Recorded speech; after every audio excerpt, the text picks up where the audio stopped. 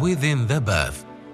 Every bath begins with a vision, where ideas and strategies define directions, from the depth of strategic thinking to ever-evolving dynamics of the world.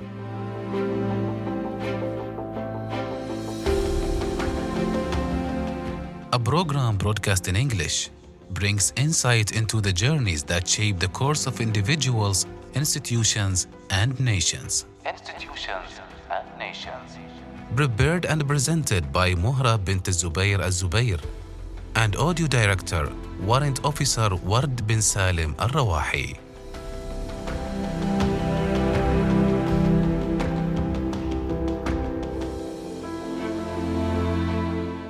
Assalamu alaikum, dear friends.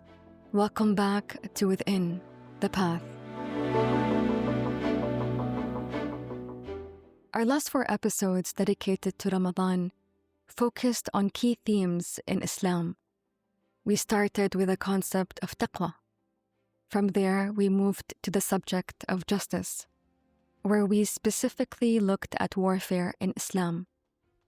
We learned that fighting is only permitted in self-defense, and even then, it comes with very strict limits and conditions.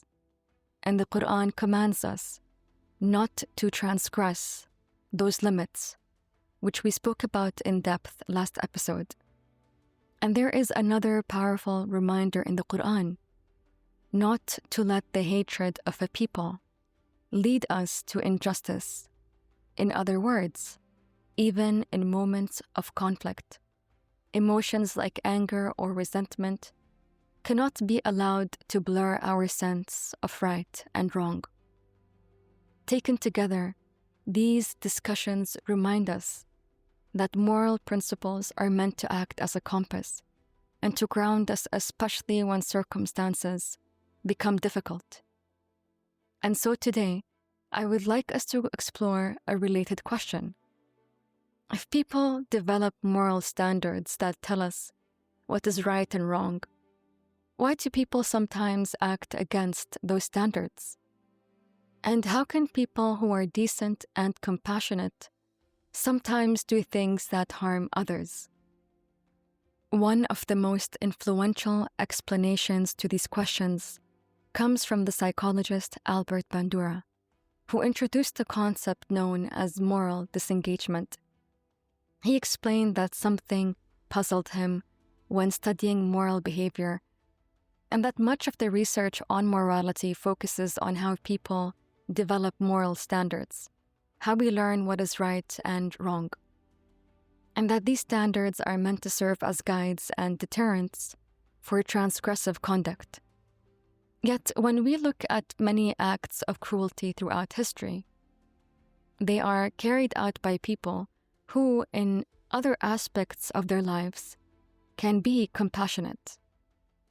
So the question becomes, why and how do people who are considered as good by some go on to do cruel things?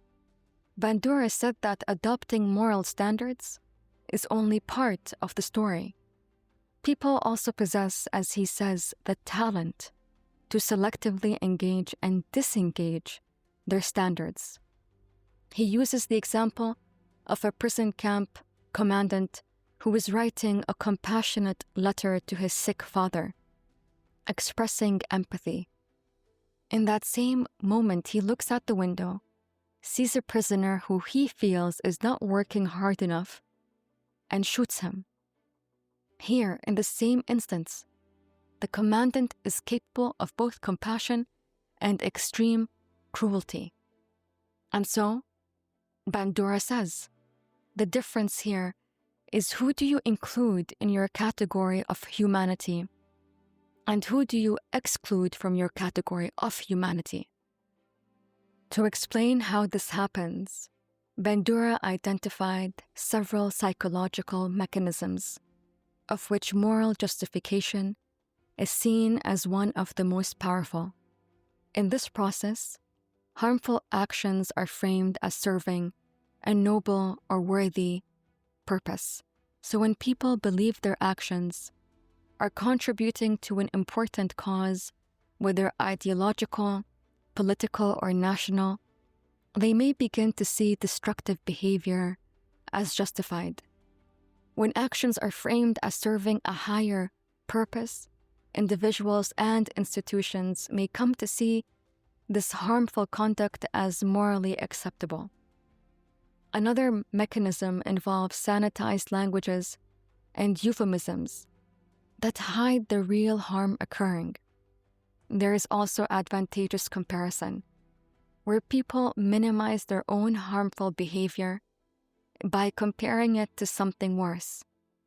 Bandura noted that these first three mechanisms, moral justification, euphemistic language, and advantageous comparison, are especially powerful because, as he explains, they not only disengage your morality from destructive behavior, but if you buy into the justifications, it also engages your morality in the mission. Dear friends, stay tuned and we'll be back right after this break.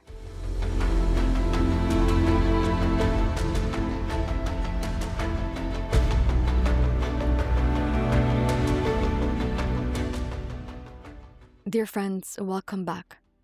Another mechanism that Bandura speaks about is displacement of responsibility.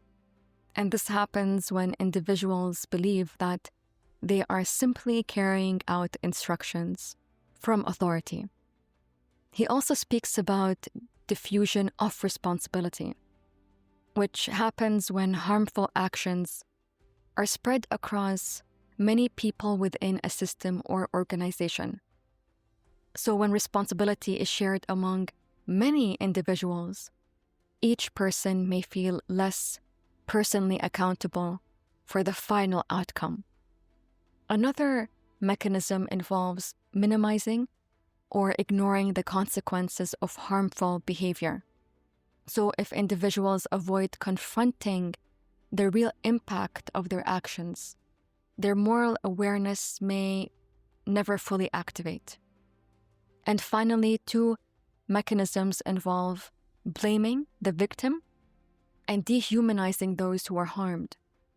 When individuals portray others as deserving of their suffering or begin to see them as somehow less human, it becomes easier to suppress empathy and justify harmful treatment. So what these mechanisms really do is help us begin to understand why and how people sometimes act the way they do in these situations. They give us a way to make sense of something that can otherwise feel very confusing.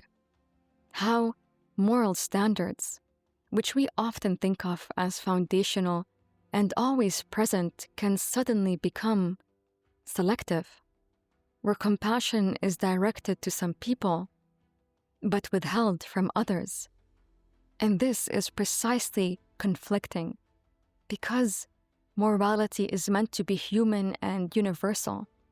Otherwise, it loses the very essence of what morality is meant to be. It loses the universal human character that gives morality its meaning.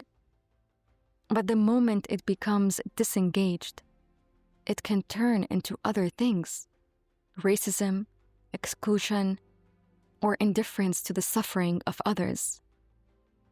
Going back to Bandura's example of the prison camp commandant who writes a compassionate letter to his sick father, and in that very same moment looks out the window, sees a prisoner he believes is not working hard enough, and shoots him. When we look at the mechanisms we discussed, we can begin to see how something like this becomes possible. The victim is dehumanized, which makes empathy easier to suppress. And the act of shooting is probably so normalized that regardless of the reason, it is justified within the system. And once these mechanisms take hold, actions that would normally feel unthinkable can begin to happen almost automatically. And this makes one think, in moments like that, does the perpetrator ever pause? Does the gravity of what they have done ever occur to them, even briefly? It may or it may not. But there is a real possibility that for some, that realization comes to them. And when it does, that thought may quickly be pushed aside, because truly facing it would challenge not only the individual, but the entire system that surrounds them. And this is what makes moral disengagement so powerful. It allows harmful actions, transgressive conduct to continue without forcing individuals or systems to fully confront the reality of what is happening. This brings us to something personal. When we do something wrong, when we hurt another person, and later feel remorse or regret, that response is actually a healthy sign.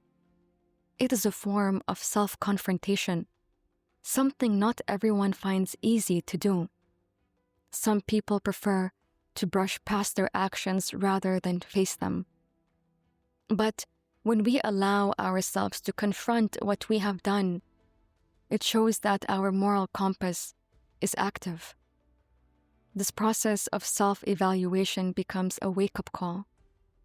It becomes a grounding mechanism that strengthens our moral awareness. Because this awareness is not only about knowing what is right and wrong. It is about being honest enough with ourselves to confront our own actions and having the courage to take responsibility for them. Thank you. Until next time, this is Mohra Al Zubair from Within the Path.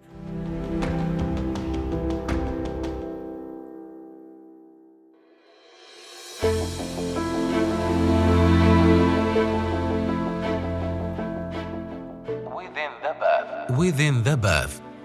Every path begins with a vision, where ideas and strategies define directions, from the depth of strategic thinking to ever-evolving dynamics of the world.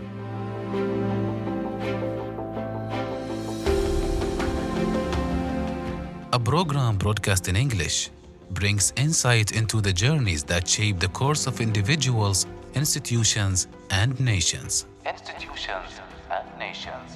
Prepared and presented by Mohra bint Zubair Al Zubair and audio director, Warrant Officer Ward bin Salim Al Rawahi.